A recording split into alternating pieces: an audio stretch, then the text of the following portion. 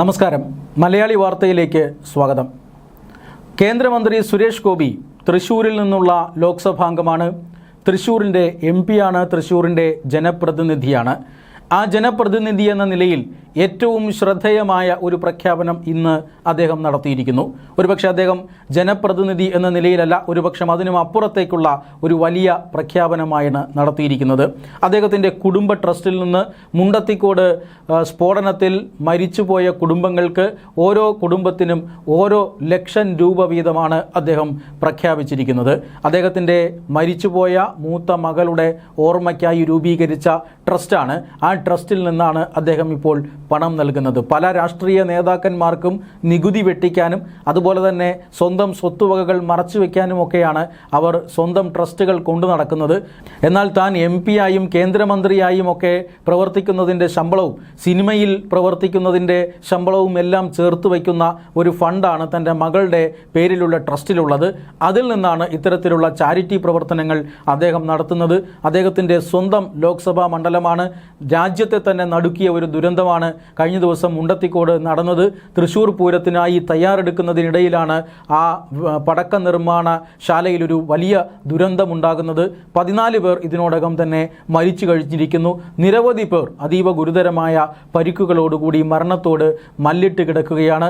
ഈ സമയത്താണ് ഇപ്പോൾ സുരേഷ് ഗോപി ഓരോ കുടുംബങ്ങളുടെയും കണ്ണീരൊപ്പാനായി 1 ലക്ഷം രൂപ വീതം പ്രഖ്യാപിച്ചിരിക്കുന്നത്. അദ്ദേഹം ആ ഒരു സഹായധനം പ്രഖ്യാപിച്ചുകൊണ്ട് അദ്ദേഹത്തിൻ്റെ ഫേസ്ബുക്ക് പോസ്റ്റിൽ എഴുതിയിരിക്കുന്നത് ഇങ്ങനെയാണ്: മുണ്ടത്തിക്കോട് പടക്ക നിർമ്മാണശാലയിലുണ്ടായ ദാരുണമായ അപകടം ഏൽപ്പിച്ച ആഘാതം വാക്കുകൾക്കും അപ്പുറമാണ്.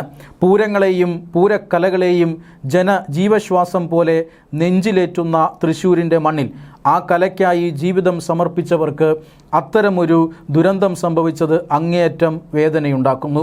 കേവലം ഒരു ആഘോഷം എന്നതിലുപരി നമ്മുടെ സാംസ്കാരിക പൈതൃകത്തെ കാത്തുസൂക്ഷിക്കുന്നവരോടുള്ള സാമൂഹിക ഉത്തരവാദിത്വം നിറവേറ്റേണ്ടത് ഈ സമയത്ത് അനിവാര്യമാണ്.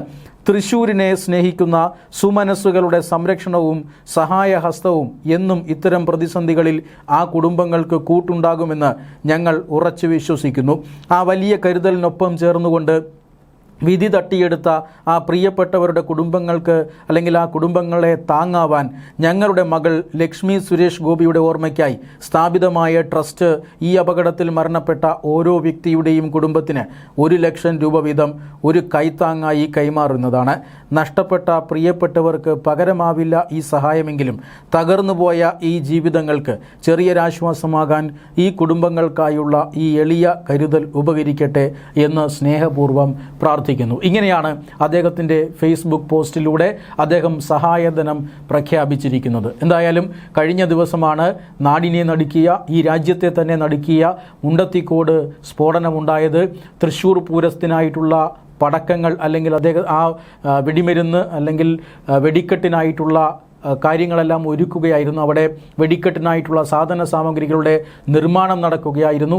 ഏതാണ്ട് 37ഓളം പേർ സ്ഫോടനം നടക്കുന്ന സമയത്ത് ആ നിർമ്മാണശാലയ്ക്ക് അകത്തുണ്ടായിരുന്നു. ഉഗ്രശബ്ദത്തോടുകൂടിയുള്ള സ്ഫോടനമാണ് ഉണ്ടായത്. സമീപ പ്രദേശത്തെ വീടുകളിലെ ജനൽ ചില്ലുകളും വാതിലുകളും അടക്കം തകർത്തുകൊണ്ടാണ് ആ സ്ഫോടനം നടന്നത്.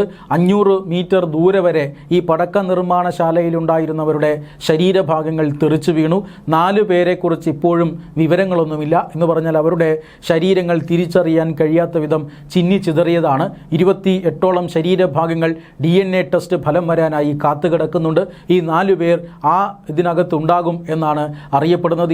ഇതിൻ്റെ ഫലം വരുന്നതോടുകൂടി 4 പേർ ആരൊക്കെ എന്നുള്ളത് സംബന്ധിച്ച കൃത്യമായ തിരിച്ചറിയൽ നടത്താൻ കഴിയും എന്നാണ് അധികൃതർ പറയുന്നത്. ആ രീതിയിൽ നാടിനെ നടുക്കിയ ഒരു ദുരന്തമാണ് ഉണ്ടായത്. ഈ ദുരന്തത്തിൻ്റെ പശ്ചാത്തലത്തിൽ തൃശ്ശൂർ പൂരം ആചാരപരമായി തന്നെ ലളിതമായി നടത്താനാണ് ഇപ്പോൾ തീരുമാനിച്ചിരിക്കുന്നത്. ആചാരങ്ങൾ മാത്രമേ ഉണ്ടാവുകയുള്ളൂ. കുടമാറ്റം പരിമിതപ്പെടുത്തിയിട്ടുണ്ട്. വെടിക്കെട്ട് പൂർണ്ണമായും ഉപേക്ഷിച്ചിട്ടുണ്ട്. മാത്രമല്ല ആനകളുടെ എണ്ണം 15 എന്ന രീതിയിലാക്കിയിട്ടുണ്ട്. ഇത് ഇന്ന് രാവിലെ 11 മണിക്ക് നടന്ന യോഗത്തിന് ശേഷമാണ് ഇങ്ങനെ ഒരു തീരുമാനമെടുത്തത്. സർക്കാർ പ്രതിനിധികളുടെയും ദേവസ്വം ബോർഡ് പ്രതിനിധികളുടെയും അഭിപ്രായം ഇതായിരുന്നു. അതിനോട് പാറമേക്കാവ്, തിരുവമ്പാടി ദേവസ്വങ്ങൾ യോജിക്കുകയായിരുന്നു. കേന്ദ്ര മന്ത്രി സുരേഷ് ഗോപി അടക്കം ഈ യോഗത്തിൽ യോഗത്തിൽ പങ്കെടുത്തിരുന്നു. ആ യോഗത്തിലുണ്ടായ തീരുമാനമാണ് ഈ തൃശ്ശൂർ പൂരം ഇത്തവണ ആഡംബരങ്ങളില്ലാതെ ചടങ്ങുകൾ മാത്രമായി നടത്തുക എന്നുള്ളത്. കാരണം മരിച്ചവരോട് ഐക്യദാർഢ്യം പ്രഖ്യാപിക്കേണ്ടതുണ്ട്, അവരുടെ കുടുംബത്തിൻ്റെ സങ്കടം മനസ്സിലാക്കേണ്ടതുണ്ട്. അതുകൊണ്ട് തന്നെ ഇത്തവണത്തെ ആഘോഷം, ഇത്തവണത്തെ പൂരം അത് ആചാരപരമായി മാത്രം മാറുകയാണ്. കുടമാറ്റമടക്കം പരിമിതപ്പെടുത്തിക്കൊണ്ട്, വെടിക്കെട്ട് മാത്രമല്ല കുടമാറ്റമടക്കം പരിമിതപ്പെടുത്തിക്കൊണ്ടാണ് ഇത്തവണത്തെ തൃശ്ശൂർ പൂരം നടക്കുക.